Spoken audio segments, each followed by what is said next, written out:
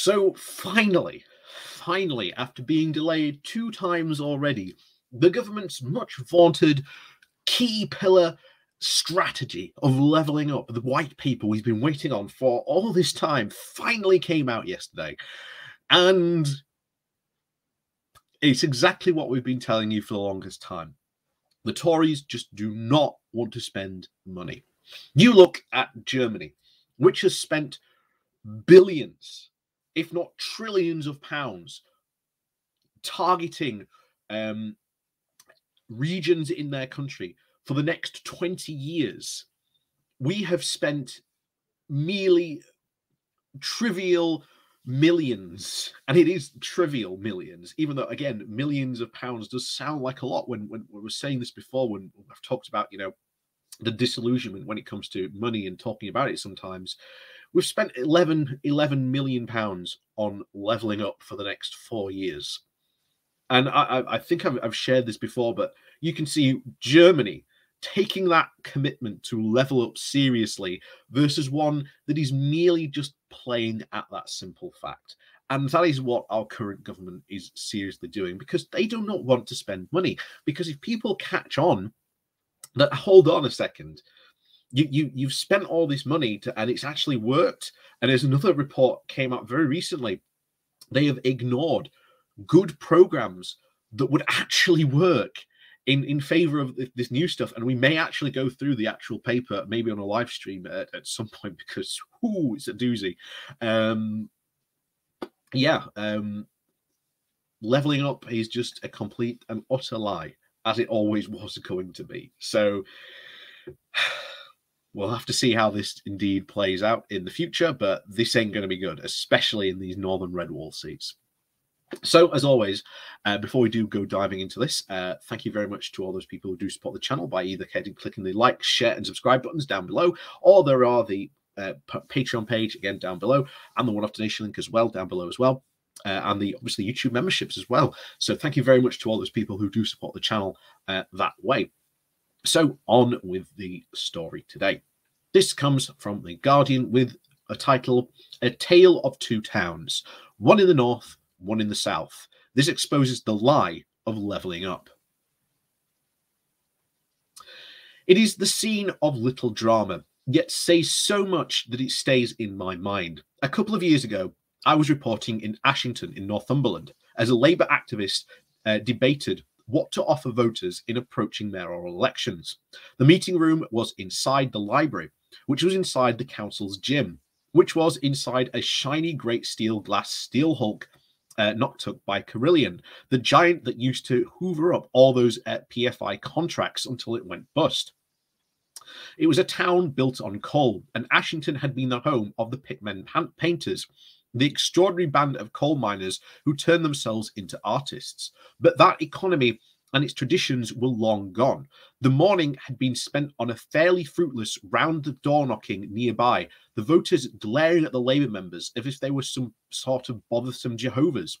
While the wind was whipping in off the North Sea, on the side of the library stood a huge Asda, on the other a big Lidl, offering their customers cheap foods from their workers' low wages. This was today's visit, a bombed-out economy, an electorate estranged from politics, and a visibly shrinking public sector getting picked over for cash by a parasitical private sector. You couldn't have asked for a clear picture of austerity Britain. At the end, I was collared by a woman. She'd been a teacher nearby, and she wanted me to understand that, for her kids, places such as the Guardian Parliament, and of course the Natural History Museum were important, were impossibly far away. Long hours, obviously, on the coach required the cash for their parents that they just didn't have, and days that schools just couldn't afford. They've never been to central London, she says. They have lived in a different country. But those elements together, and you have both a catalyst for cause and of good for Boris Johnson's levelling up agenda. These were what Michael Grove calls the UK's overlooked and undervalued communities, published by, of course, Margaret Thatcher, patronised by, obviously, Tony Blair, and cut adrift by the Westminster classes, until they reacted in 2016 by voting in vast numbers for Brexit.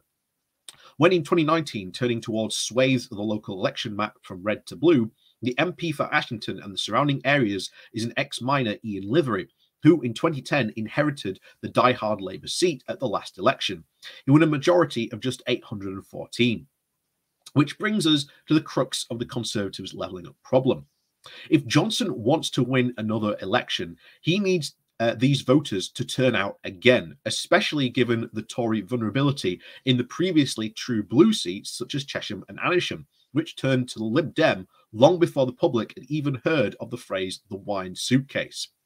Yet, ministers will not spend the billions nor introduce the serious changes that can actually help people in the places like Ashington. From infrastructure to education, all Johnson have to offer is old money and rehashed policies. Everything else is in Rishi Sunak's Treasury war chest, ready for his rainy day tax cuts. Nor can the Tories prove any serious commitment to that agenda. Least of all Gove, who has spent the past decade voting through cut after cut to local council funding.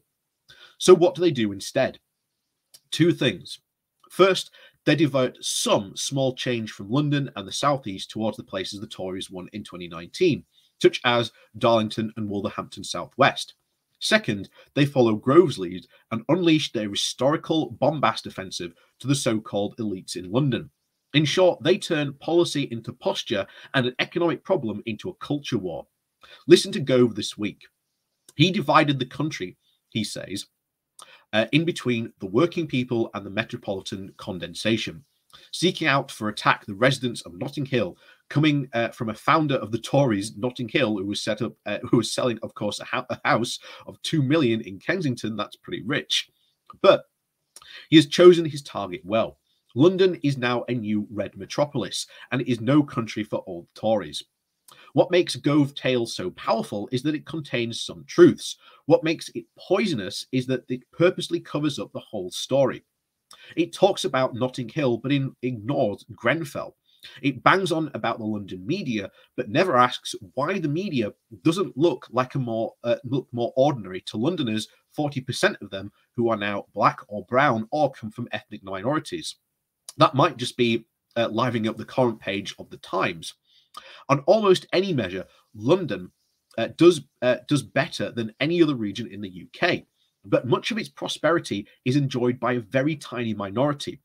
The factor in the high sky cost of living, buying, or even renting in the capital, as the academic Jack Brown puts it in his recent book, The London Problem, the truth is, Londoners are working harder and longer for less and less reward compared to the rest of the country. Almost as many Londoners live in poverty that would make up the entire population of the North East.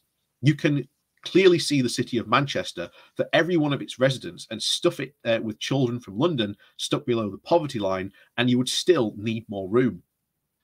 Over the past 18 months, I've been visiting a primary school down the road from where I grew up in Edmonton, on the outskirts of North London. It is in an area that I played a huge part in the light industrial revolution that swept the UK and the world. Now all those factories are gone, and so has the economy. And it's a matter the residents of Ashington would indeed recognise. Teachers talk about how many of their kids leave because their parents have no proper housing.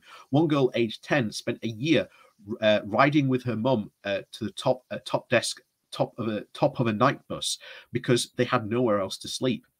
And now they talk of how their pupils never visit museums or attractions, just half an hour away on the train. A teacher told me central London might as well be another planet. This phrase sounded all far too familiar.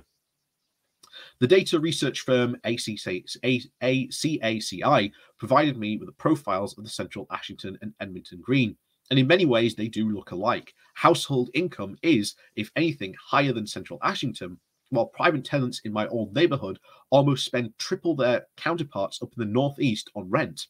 Overall, the Londoners, my Londoners, make do with a half of the disposable income of those in Ashington.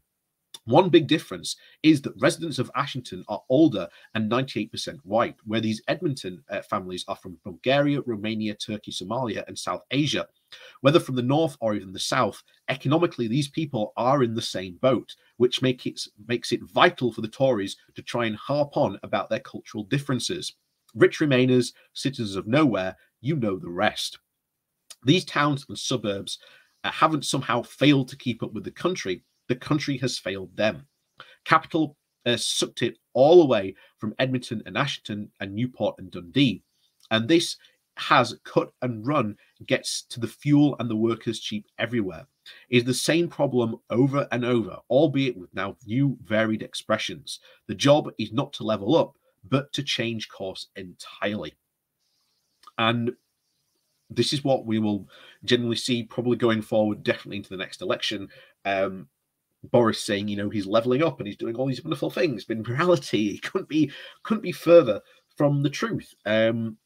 Like I say, and I think this is a perfect attack that Labour really needs to attack on. He needs to attack the levelling up paper, all these projects which are going to do nothing, and really introduce stuff that can really help level up the country. And to be fair, some of the shadow ministers have said some policies that are quite good, which would indeed help level up these places. So it is a good start, but we'll obviously have to see how we go from here.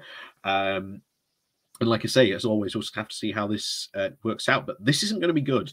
This is not going to be good at all for the country, because we definitely need a massive change in course from what the Tories are doing, because they're doing nothing really that is in the good, shall we say, for the country. So, as always, thank you for watching. And of course, please do remember to hit that like, share, and subscribe button. And of course, down below, there are links to my Patreon page and a notification link called Buy Me a Coffee, where you can buy me a coffee. And as always, thank you very much for watching. I'll see you all next time.